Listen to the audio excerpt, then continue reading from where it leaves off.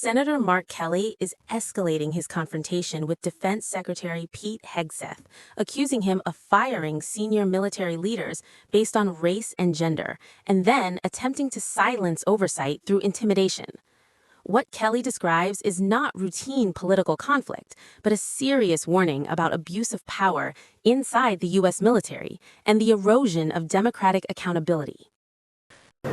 On negotiations on health care, do you think that you can overcome the issues with the Hyde Amendment? Do you think that there's a realistic possibility of doing something on a bipartisan basis? It's going to be a challenge. I mean, a lot of my Republican colleagues are, dug in on that, but we're going to keep working on it. I mean, and if it takes us all the way through, for months or 2026 or beyond, we're going to fix this because it is not fair to the American people that they're losing their health care coverage so a bunch of billionaires can get a tax cut. What do you think in terms of the War Powers resolution this week? I think we're going to vote on it. How do you think that vote's going to go? I just got back. I haven't talked to a lot of folks. I need to. And then have you heard reports of the censure letter that you were reading from Secretary Hegseth mentions the possibility of court-martialing you going forward in the very last draft. Yeah. Does that indicate to you that this is not ending anytime soon? Well, they are trying to, their level of intimidation extends beyond what has happened. They talk about things I've said between June and December, including that they think it's inappropriate for me to criticize them for firing admirals and generals.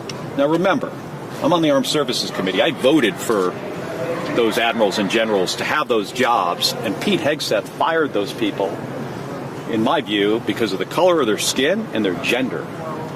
That's a horrible thing to do and a horrible message to people out there that you have to look a certain way to serve this country at the highest level. And I was critical of them in my role as a member of the committee. And they didn't like it. That's one of the reasons they have censured me. And at the end of the letter, they threaten criminal prosecution if they don't like what I say going forward. Let me make it perfectly clear. This letter, or anything that Pete Hegseth says or does to me, is in no way going to affect the way I do my job and represent my constituents in the United States Senate. Ain't happening. So, his option, right now is he can continue with this kind of bullshit, or he can go take a hike. That's his options. And if I have an opportunity to, tell him that tomorrow, maybe I will. We'll see. This documents a sharp and increasingly serious clash between Senator Mark Kelly and Defense Secretary Pete Hegseth, centered on allegations of abuse of power, intimidation, and politicization of the U.S. military. Kelly, a retired Navy combat pilot, former astronaut, and member of the Senate Armed Services Committee, directly accuses Hegseth of removing top admirals and generals not for performance or misconduct, but because of their race and gender. According to Kelly, when he criticized those firings in his official oversight role, the Pentagon responded not with transparency, but with threats meant to silence him. Kelly explains that the intimidation goes beyond public criticism. He describes receiving a formal censure letter that references past statements he made months earlier and raises the possibility of court-martial or criminal prosecution if he continues to speak out. Kelly views this as a clear attempt to chill lawful dissent and discourage congressional oversight. As a senator who voted to confirm many of the fired military leaders, he argues that questioning their dismissal is not only appropriate, but required by his constitutional role. The exchange briefly shifts to policy topics, including negotiations over healthcare legislation and the Hyde Amendment.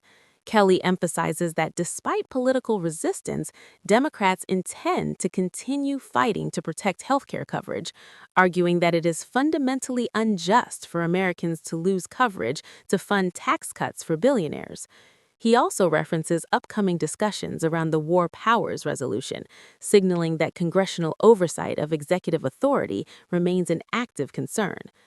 However, the core of the script returns to Kelly's alarm over what he sees as a broader pattern: loyalty and ideological conformity replacing merit, experience, and readiness within the military. He warns that firing senior leaders based on identity or perceived political alignment sends a dangerous message to service members that advancement depends not on competence or service, but on fitting a preferred image. Such actions, he argues, undermine morale, weaken national security, and erode public trust in the armed forces. Kelly rejects any suggestion that he will be intimidated into silence. He states unequivocally that neither censure letters nor threats from the defense secretary will change how he represents his constituents or fulfills his duties in the Senate. His response is defiant but rooted in constitutional principle. Lawmakers exist to question the executive branch, not to fear retaliation from it. The exchange briefly frames this confrontation as far more than a personal dispute. It presents it as a warning sign of democratic backsliding, where oversight is treated as disloyalty and criticism is met with punishment rather than accountability. Kelly's insistence on speaking out is portrayed as a reaffirmation of checks and balances, reminding viewers that no administration has the authority to decide who may question its actions. The segment